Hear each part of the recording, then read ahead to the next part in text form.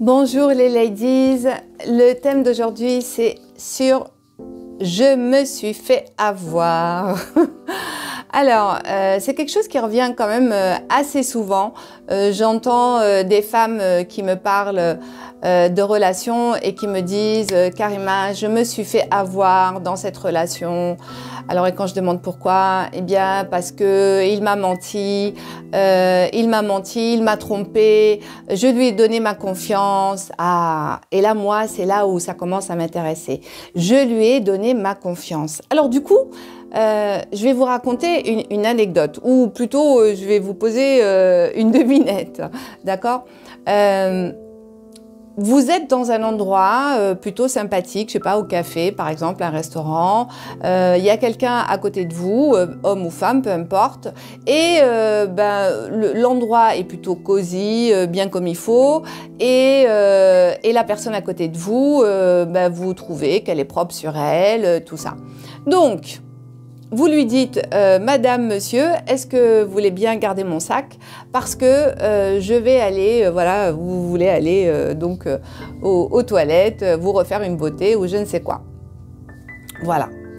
Donc, tu connais pas la personne, tu l'as regardée, tu l'as jaugée par rapport à son apparence et donc tu lui as accordé ta confiance alors que tu ne la connais pas, ok?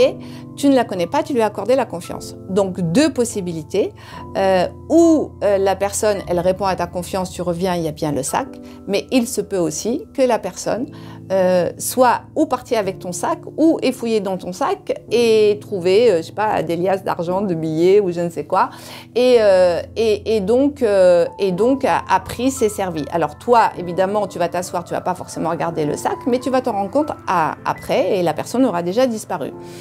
C'est un peu comme si tu laissais tes clés de maison à n'importe qui dans la rue, ok? Donc ça veut dire quoi? Ça veut dire, oui, là tu t'es fait avoir, mais est-ce que vraiment tu t'es fait avoir ou tu as tout fait pour te laisser avoir? Voilà, ça c'est la vraie question. Donc, la question, c'est qu'à un moment donné, ça a été quand même ton choix de laisser tes affaires à quelqu'un, de donner tes clés, de laisser ton sac. C'est toi qui l'as décidé. Personne ne t'a obligé. Pourquoi? Parce que tu estimes que toi, quelque part finalement, on ferait la même chose pour toi, eh bien, tu garderais le sac bien gentiment sans rien faire. Donc, tu as projeté en fait ton propre comportement éventuel, ta propre perception des choses, ta propre loyauté sur tout le monde. Et c'est comme ça qu'on se fait avoir. Oui, mais on se fait avoir en réalité par qui? On se fait avoir par soi-même. Parce que à partir du moment où j'accorde ma confiance systématiquement sans avoir pris des précautions, eh bien, forcément, j'ai joué, soit je gagne, soit je perds. Alors, je suis pas en train de dire qu'il va falloir être systématiquement méfiante envers les gens, parce que c'est vrai qu'aujourd'hui, on vit dans une époque où on nous pousse quand même à être très méfiant. Pourquoi? Parce qu'il y a beaucoup, c'est vrai, il y a de l'arnaque à tous les niveaux, hein. Voilà, les mails frauduleux, les demandes Facebook frauduleuses des tas de choses qu'on peut voir. Donc forcément, on devient un peu en mode pilote automatique, un peu paranoïaque. Et c'est là où il faut stopper, arrêter et revenir à la conscience en fait et faire agir son esprit critique. Quand vous êtes dans une relation, bien sûr que vous rencontrez quelqu'un, et c'est ce que je vois, il y a plusieurs raisons pourquoi vous accordez votre confiance avant d'avoir, on va dire, expérimenter la relation, d'accord? Donc c'est pas parce que vous avez des papillons dans le ventre et que la personne que vous avez rencontrée, ça vous a fait un effet waouh, que forcément vous devez lui donner votre confiance tout de suite, hein, et croire ses paroles, ce qu'il vous dit. Mais ça, là, je vous parle à vous, les ladies, mais les hommes aussi pourraient exactement se dire la même chose. Donc, ça veut dire quoi? Ça veut dire que On ne peut pas accorder sa confiance simplement sur une apparence ou sur des mots. Donc là, ça suppose de laisser le temps au temps et avant d'accorder totalement sa confiance. On peut avoir l'intention de le faire, d'accord? D'accorder, d'avoir cette intention-là de donner sa confiance, mais la confiance, ça se mérite quand même. Ça se mérite. Ok. Alors, pourquoi aussi vous avez ce sentiment de vous être fait avoir et du coup, le danger, c'est d'avoir peur dans une rencontre de vous faire avoir. Donc, vous êtes dans une rencontre, vous avez peur de vous faire avoir. Pourquoi? Parce que vous avez vécu déjà des situations similaires. D'accord? Et non seulement vous avez vécu des situations similaires où vous avez cette croyance et ce sentiment que vous êtes fait avoir, mais vous n'avez pas travaillé dessus. C'est-à-dire que vous l'avez pris comme un fait. Ok, c'est pas de ma faute, c'est l'autre qui m'a trahi. Alors que la remise en question, elle est réelle. Qu'est-ce qui a fait que tu en es arrivé là? Qu'est-ce que tu as fait qui en est arrivé là? D'accord? Et ce que j'entends souvent, par exemple, avec les femmes avec qui je parle, quand on creuse, ah ben oui, c'est vrai, j'ai eu des signes. Ah ben oui, oui, j'ai bien vu, j'ai senti que j'ai eu des signes. Hein, mon corps m'a dit, je voyais bien qu'il y avait des incohérences, mais j'ai fermé les yeux. J'ai fermé les yeux, j'ai fait l'autruche, d'accord? J'ai pas regardé. Pourquoi? Parce que ma tête, elle dit non, non, c'est pas, non, non, non, non. Mon corps, il dit attention, il y a quelque chose, mais la tête, elle dit non. Pourquoi? Parce que elle est tellement focalisée sur l'objectif, sur la concrétisation de la relation, sur le maintien de la relation pour s'accrocher à cette histoire, que je ne vais pas aller regarder ce qui ne va pas. Voilà, et écouter, me faire confiance. Et là, donc, c'est une problématique de confiance en soi. Voilà, donc là, ça veut dire que je ne fais pas confiance à mon discernement et à mon ressenti. Voilà, et c'est ça qui va m'amener finalement à écouter les apparences et à ne pas regarder au cœur des choses. Voilà, donc, le sentiment de s'être fait avoir est une croyance, est une interprétation, est une perception des choses et c'est une perception qui est erronée.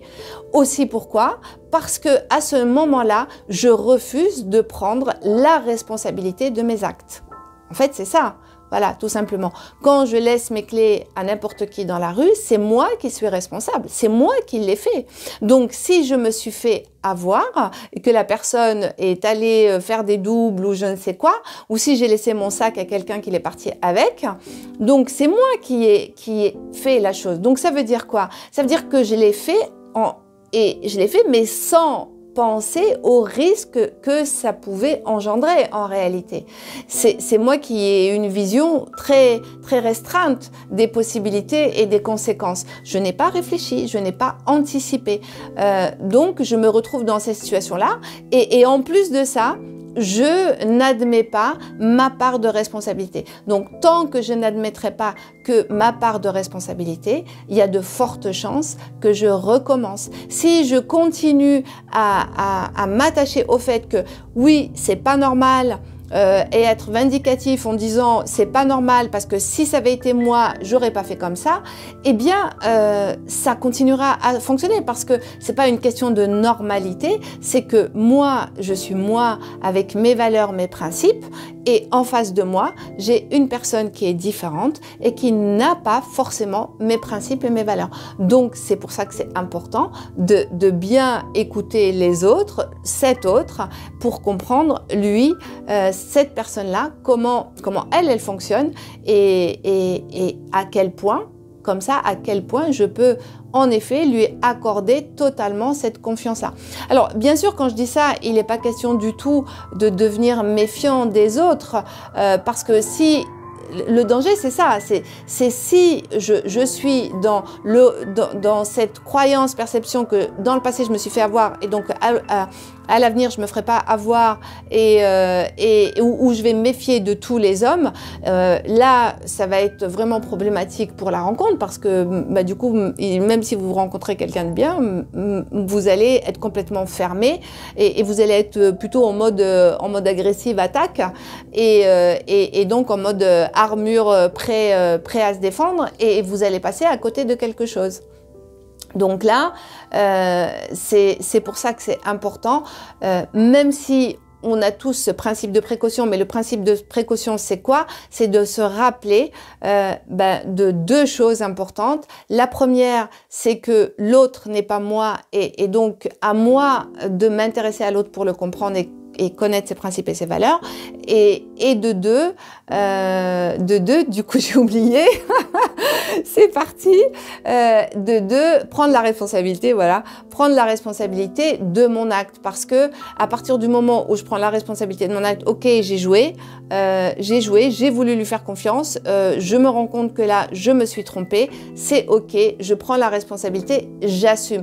Et là, du coup, je suis pas victime et je reste créatrice de ma vie et je reste maître de ma vie parce que les choix, c'est moi qui les fais en mon âme et conscience. Voilà.